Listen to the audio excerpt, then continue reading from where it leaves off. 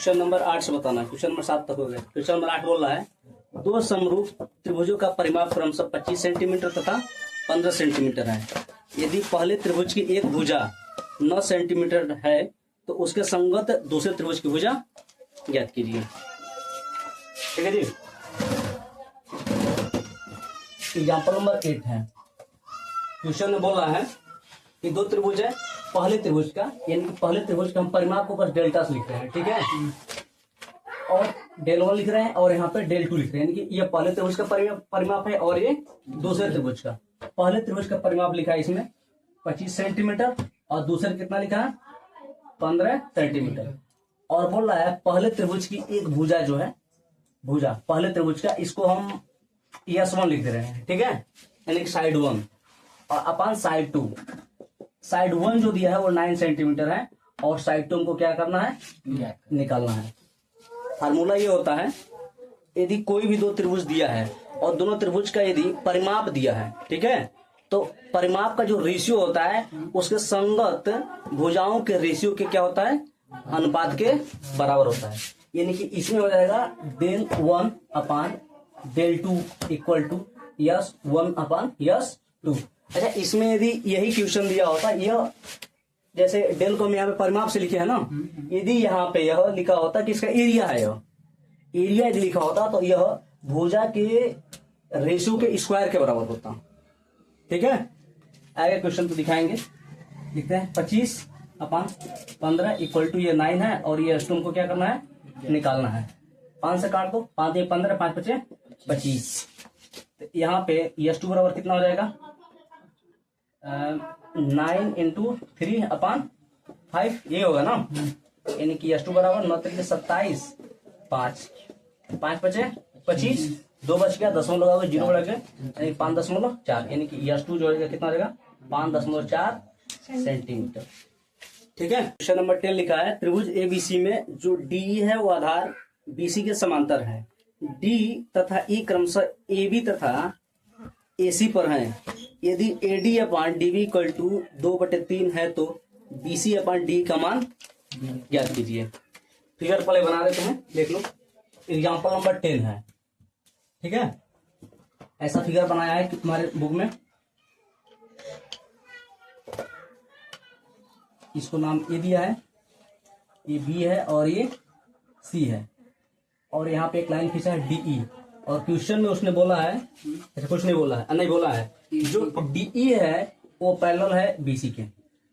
ठीक है, क्वेश्चन में बोला है। अब बोला है D तथा E क्रमशः AB तथा AC पर है, और यहाँ पे AB लिखा है AD अपान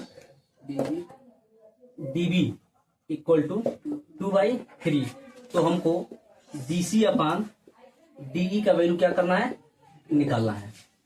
ठीक है, चलो इसमें हम क्या करते हैं ना, सिमिलरिटी नहीं उपयोग करते हैं अभी सिर्फ थेस पर में उपयोग करते हैं। थेस पर में यदि हम लगाएंगे तो यहाँ पर हमारे पास क्या हो जाएगा, AD upon DB equal to AE upon EC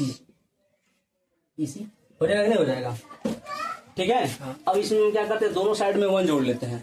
यदि दोनों साइड में 1 जोड़ेंगे हमारे पास होगा क्या, ये भी पहले जान लो, होगा क्या हमारे पास। यदि हम 1 जोड़ेंगे ना तो ये पूरा आ जाएगा, यानी कि छोटा वाला ट्रायंगल और बड़े वाले ट्रायंगल में रिलेशन निकल के आ जाएगा। तो यहाँ से हमारे पास हो जाएगा, इसको तो मत ही जोड़ो, 1 प्लस AD अपन DB हमारे पास दिया है यहाँ पे 2/3, इसको लिख लो 2/3 इक्वल टू AE है, यानी कि ये AE प्लस EC अपान EC हो जाएगा, नहीं हो जाएगा। ठीक है, इसमें करो मल्टीप्लाई, 3 हो जाएगा और 3 में 2 जोड़ोगे 5 हो जाएगा, यानी कि 5/3 हो जाएगा यहाँ। ठीक है, और यहाँ देखो AE प्लस EC, यानी कि AE plus EC equal to AC upon EC। कोई दिक्कत है, इसको यहीं पे छोड़ देते हैं अभी। ठीक है, इसको इक्वेशन नंबर 1 बना के यहीं पे छोड़ दो। अब सिमिलरिटी लगाते हैं हम ट्रायंगल ADE और ट्रायंगल ABC से। दोनों कैसे हैं, सिमिलर है। तो यहाँ हम लिख सकते हैं AD upon AB equal to AE upon AC equal to DE upon BC। कोई दिक्कत है? यहाँ पे देखो हमको निकालना क्या है, BC अपन D ना, BC कहाँ है, चाहिए रहा BC अपन D, तो रेसिप्रोकल कर देते हैं इसका, ठीक है। यानी कि हमारे पास हो जाएगा यहाँ पे AB upon AD equal to AC upon AE equal to BC upon DE, ठीक है। ये हमको निकालना है, हमारे पास ये पता है, यानी कि AC अपान EC पता है, यानी कि AC हो गया, और हमको EC पता है, यानी कि E और C हमको चाहिए क्या, AE चाहिए, ठीक है। कोई दिक्कत नहीं ना, यानी कि इन दोनों को हम लेके चलते हैं, आगे बढ़ते हैं। AC upon AE equal to BC upon DE, ठीक है। इसमें हम क्या करते हैं, इस वाले में अभी थोड़ा सा रुक जाओ, अभी इसको मत लेके चलो, थोड़ा सा और स्टैंडर्ड बना लेंगे तब चलेंगे, इसको लेके इन दोनों को लेके चलते हैं हम। मतलब कहने का मतलब है ना, हमको किसी भी तरह से ये EC निकालना है, EC यानी ये वैल्यू निकालना है, ठीक है।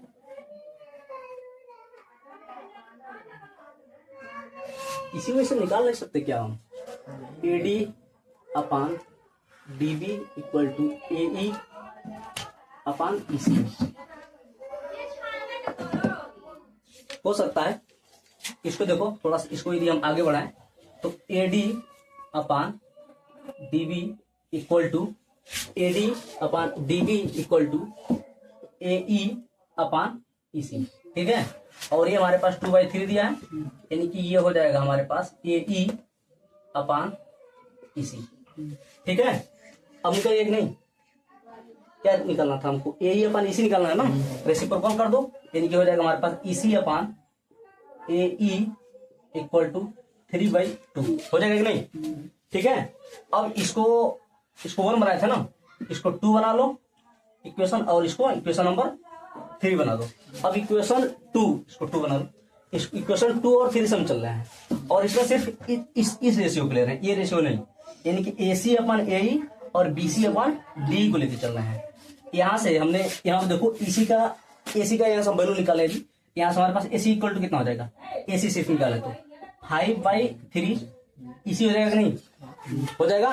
ये वैल्यू हम यहाँ पुट कर दें, यदि पुट करेंगे तो हो जाएगा 5/3 EC हो जाएगा, और हमको AE चाहिए। यहाँ से यदि हम AE निकाल लें, यानी कि यहाँ से AE इक्वल टू कितना हो जाएगा, इसको इधर भेजेंगे, यानी कि 2/3 EC हो जाएगा कि नहीं, हो जाएगा। ये वैल्यू यहाँ पे पुट कर दें, तो यहाँ पुट करेंगे तो हो जाएगा 2/3 EC equal to BC upon DE। कोई दिक्कत है? अब देखो इस EC से यह EC कट जाएगा ना, नीचे दिखाई दे रहा है अभी, हाँ, यानी कि 5/3 into 3/2 equal to BC upon DE, ठीक है। 3 से 3 कट जाएगा, यानी कि BC upon DE equal to कितना, 5/2, और ये दिया होगा आंसर ना। क्वेश्चन नंबर 11 लग जाएगा। लिखा है 2 समरूप त्रिभुजों के परिमाप क्रमशः 40 सेंटीमीटर तथा 60 सेंटीमीटर है, इसके क्षेत्रफलों का अनुपात ज्ञात कीजिए। लग जाएगा कि लगा दें, लग जाएगा, ठीक है। क्वेश्चन नंबर 12, ठीक है। बोल रहा है त्रिभुज ABC में कोण A अधिक कोण है। अधिक कोण जानते किसे कहते हैं, 180 अंश से अधिक कोण बोलते हैं। अधिक कोण जी, जो 90 डिग्री से अधिक एंगल होता है क्या बोलते हैं उसको, एक होता है 90 डिग्री से कम एंगल वाले, और एक होता है 90 डिग्री से अधिक पर 180 से कम, ठीक है, उसे कहते हैं अधिक कोण। तो और इसमें ये भी बोला है कि जो BP है वो AC के क्या है, परपेंडिकुलर है, और जो QC है वो AB के क्या है, परपेंडिकुलर है। तो सिद्ध कीजिए कि AB into AQ equal to AC into AP, ठीक है। फिगर बना लेते हैं। क्वेश्चन नंबर 12, देखो इधर जी, ध्यान दो।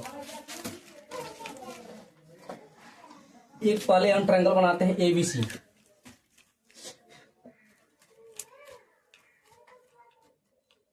यह A है, यह B है और यह C है।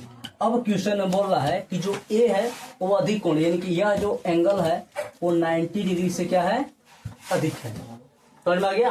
मिटा दे इसको, लिखने की जरूरत नहीं ना। ठीक है, अब क्वेश्चन में आगे बोल रहा है कि जो बीपी है वो एसी पे क्या है, लंब है। एसी क्या है, एसी ये है ना, हाँ, और इसमें बीपी हमको करना है, यानी कि बी से पी, यानी कि इसको हमको ऐसे तुमको बना है, ये वाला हमको आगे बढ़ाना पड़ेगा ऐसे, ठीक है। और यहां से हम पी को ऐसे लाइन खींचना पड़ेगा, ठीक है, थोड़ा और सही से खींचा जाएगा ये।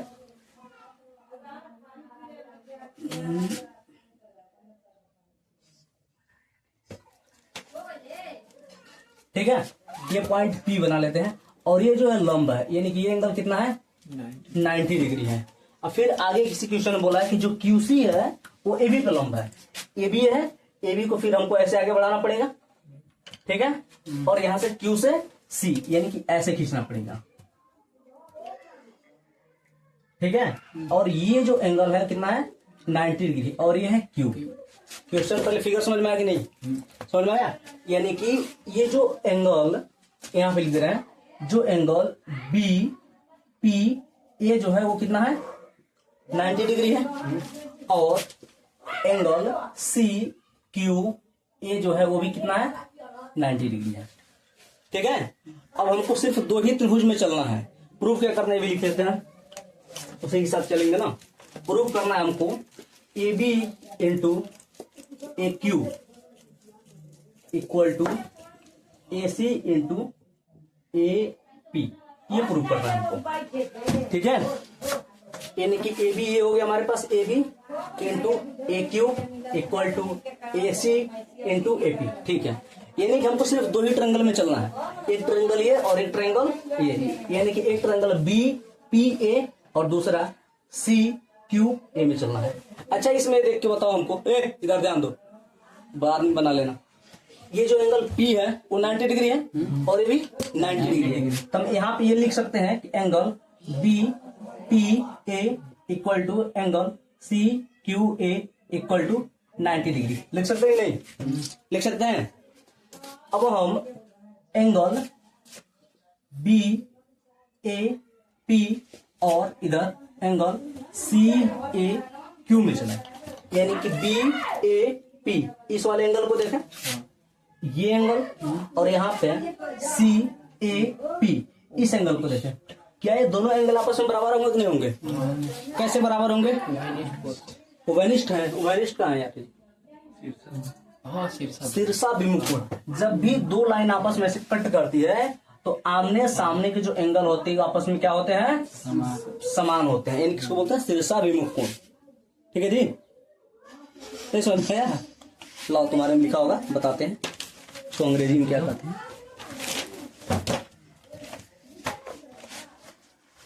वर्टिकली अपोजिट एंगल, ठीक है।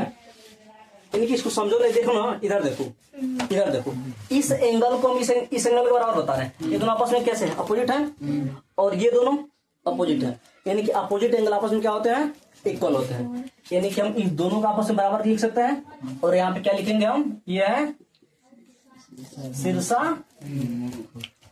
विमुख कोण, यानी कि ये है अपोजिट एंगल। यदि अब यहां देखो, इसमें एंगल P, इसमें Q और इसमें ए दोनों बराबर हो गया, इसमें हम एंगल सिमिलरिटी उपयोग कर सकते हैं कि नहीं, कर सकते हैं। यानी कि यहां पे हम ये लिखेंगे कि जो ट्रायंगल बी पी ए जो है वो सिमिलर है, ट्रायंगल किसके सिमिलर होगा, वो सी क्यू ए के।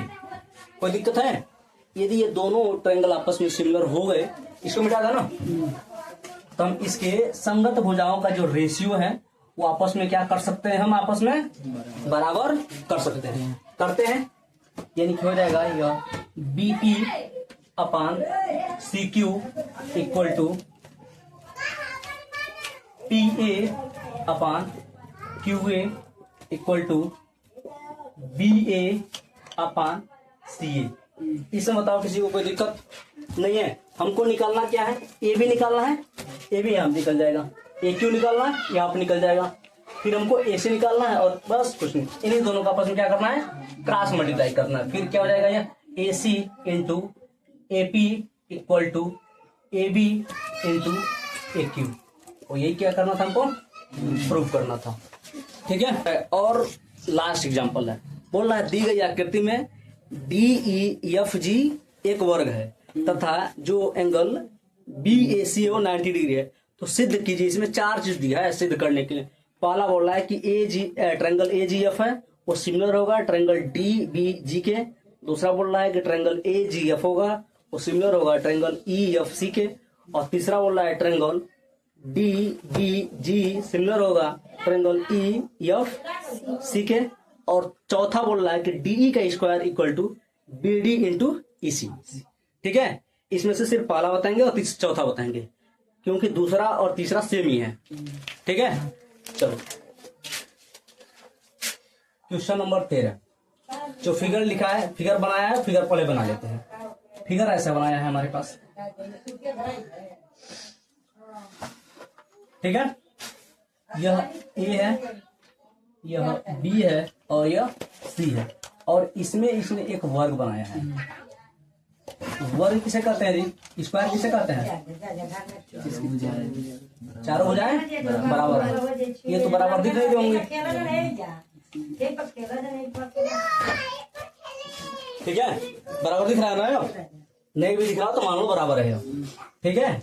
यह G दिया है, यहाँ पर यह E दिया है और यह D दिया है और यह E दिया है। सबसे पहला जो हमको प्रूव करना है, हाँ? ऊपर वाला F। अच्छा, ऊपर वाला F है। ठीक है, ठीक है। ये एंगल दिया है 90 डिग्री का। ठीक है। हमको सबसे पहला जो प्रूव करना है उसको लिख लेते हैं। ट्रायंगल AFG सिमिलर है ट्रायंगल DBG। ये हमको प्रूव करना है। ठीक है। देखो इधर, यहां ध्यान दो। सबसे पहले हम इस छोटे वाले ट्रायंगल का हमको प्रूव कौन कौन करना है इस पे ध्यान दो। AGF यानी कि ये वाला ट्रायंगल, और दूसरा हमको करना है DBG यानी कि ये ट्रायंगल और ये ट्रायंगल, इन दोनों को सिमिलर प्रूव करना है हमको। ठीक है। दोनों को हम पहले अलग करते हैं, इस आकृति से बाहर निकालते हैं। आकृति से जब बाहर निकालेंगे तो ये हमारे पास कुछ ऐसा बनेगा ना। यहाँ पर एंगल A है, यह G है और यह F है। ये हमारे पास 90 डिग्री है। ठीक है, कोई दिक्कत नहीं ना है। इसको हम बाहर निकालते हैं। ये हमारे पास कुछ ऐसा है, यही है ना। ये हमारे पास G है और यह D है और यह B है। इस वाले में और इस वाले में जो एंगल A है वो 90 डिग्री है। इसमें किसी को कोई दिक्कत नहीं है। इस वाले में चूंकि उसने बोला है कि जो DEFG है वो स्क्वायर है, बोला है स्क्वायर है, तो ये जो पूरे एंगल होंगे कितने होंगे? 90 डिग्री के होंगे। इसमें कोई दिक्कत नहीं है। यानी कि इस वाले में हम बोल सकते हैं जो एंगल D है वो 90 डिग्री है। ठीक है। अब आते हैं, ये बताओ हमारे पास जो मेन हमको प्रूव करना है, यदि कोई भी एक एंगल यदि हम सिमिलर दिखा दें, बराबर दिखा दें, तो हम सिमिलरिटी दिखा सकते हैं कि नहीं दिखा सकते हैं? ये आओ, एक हमारे पास ये जो AB लाइन है, AB लाइन ऐसे है, यहाँ पे एक लाइन ऐसे गया है और एक लाइन ऐसे गया है, ऐसे ही गया है ना। यहाँ पर यह B बना है, यहाँ पे यह G बना है और यह D बना है। ठीक है। और एक ऐसे गया है जो यहाँ पे लास्ट में यहाँ पे चल के यह बना है। ठीक है। ये दोनों लाइन आपस में बताओ कैसे पैरेलल है कि नहीं है? पैरेलल है। अब किसी भी पैरेलल लाइन पे तिरछी जब लाइन काटती है तो जो ये एंगल होता है, ये एंगल संगत कोण आपस में क्या होते हैं? बराबर होते हैं कि नहीं होते हैं? यानी कि हम यहां से यह कह सकते हैं इस वाले में जो एंगल AGF है वह बराबर होगा एंगल GBD के। ये चीज बताओ, कोई दिक्कत है? यहाँ पे लिख देंगे क्रॉसपॉन्डिंग एंगल। ठीक है जी। यानी कि इसको हिंदी में बोलते हैं संगत कोण। ठीक है, ठीक है जी। यानी कि अब अभी से हम बोल सकते हैं कि जो एंगल A है वो एंगल D के बराबर हो गया। ठीक है। और जो एंगल G है वो एंगल B के बराबर हो गया। यानी कि दो एंगल आपस में क्या हो गए? बराबर हो गए। यदि दो एंगल आपस में बराबर हो गए तो हम ये बोल सकते हैं कि यह एंगल सिमिलरिटी हम दिखा सकते हैं दोनों त्रिभुज में, दिखा सकते हैं। दिखाना शुरू करते हैं। यानी कि सबसे पहले पहला ट्रायंगल लिखते हैं ए, उसके बाद मान लो हम इसमें जी लिखते हैं, ए जी, और फिर यहाँ पे एफ। ये सिमिलर हो जाएगा किसके, ए लिखे हैं, ए एंगल किसके बराबर था, डी का ना, यानी कि एंगल डी। उसके बाद हम जी लिखे हैं, जी किसके बराबर था, बी के। बाकी जो बच गया कौन बच गया, डी बी जी बच गया। ठीक है, ये प्रूफ भी करना था, हो गया प्रूफ। ठीक है, इसी प्रकार जो अगला लिखा है इसमें दूसरा नंबर वाला लग जाएगा। ठीक है, तीसरा नंबर वाला भी लग जाएगा। चौथा हम इसमें दिखाते हैं। आगे हम ये मिटा दो थोड़ा सा, हाँ सब नहीं मिटाएंगे यार, मिटा देंगे तो और हो जाएगा।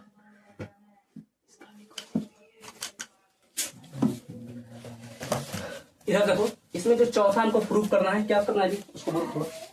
डी का स्क्वायर इक्वल बी डी। अगला हमको प्रूफ करना है डी का square equal to B D into EC. ठीक है, ये हमको प्रूफ करना है। चलो इसमें देखते हैं कौन कहाँ कहाँ है। डीई कहाँ है हमारे पास, डी से ई, ये डीई का स्क्वायर इक्वल टू हमको प्रूफ करना है बी डी इंटू ईसी, बगल वाला ईसी। इसमें थोड़ा सा तुम लोग को हम इसमें एक तो प्रूफ करके दिखा रही हैं पहला वाला, और जो 3 इसमें प्रूफ करना उसको भी लिखना पड़ेगा तभी ये आएगा। लिख लेते हैं पहले उसको हम, यानी कि पहला तो हमने दिखा दिया ये चीज। दूसरा हमको ये दिखाना पड़ेगा क्या, जो ट्रायंगल ए जी एफ है वो सिमिलर होगा ट्रायंगल ई एफ सी के। और तीसरा हमको भी प्रूफ करना है, खुद करना है। तीसरा वाला क्या, जो ट्रायंगल डी बी जी है वो सिमिलर है ट्रायंगल ई एफ सी से। ठीक है, यानी कि इसमें देखो डी बी जी ये वाला, और उसके बाद से ई एफ सी वाला इसी से लग जाएगा। यानी कि एक ये ट्रायंगल और फिर दूसरा ये ट्रायंगल। इसमें ये हमको ये बताओ, यदि यह स्क्वायर है तो जो इसमें जो ईसी ई एफ है, ई एफ वह जी एफ के बराबर है, और जो जी एफ है वह जी डी के बराबर है, और जो जी डी है वह डी के बराबर है। इतना है कि नहीं है? ठीक है, यानी कि इसकी चारों वजह आपस में क्या है, बराबर है। इस वाले में चलते हैं, इस वाले में यदि यह ऐसा है इसमें हम लिख सकते हैं जो डीबी होगा अपान ईएफ होगा इक्वल होगा वो BG upon F C equal to DG upon EC के। कोई दिक्कत है? हमको क्या लाना है, हमको बीडी लाना है। बीडी आ रहा है इसमें, क्या आना चाहिए यार, कहाँ है? अच्छा हाँ यही है ना, बीडी लाना है फिर इसी लाना है, यही लाना है ना। यानी कि इससे और इससे चल रहे हैं। ठीक है, चलेंगे तो क्या हो जाएगा, DB upon E of equal to DG upon EC. ठीक है, डीबी तो हमको लाना है, यानी कि यहाँ पे लिख सकते हैं हम DB into EC equal to DG into E F. कोई दिक्कत है? चूंकि ऊपर देखो जो ई एफ है वो जी एफ के बराबर है, जी एफ जो है जी डी के बराबर है, और वो डी के बराबर है, यानी कि दोनों सेम है कहीं। यानी कि डी का स्क्वायर लिख सकते हैं, इसके जगह पे लिख सकते हैं, यानी कि ये हो जाएगा हमारे पास D B into E C equal to D E का स्क्वायर। ठीक है, क्लियर है?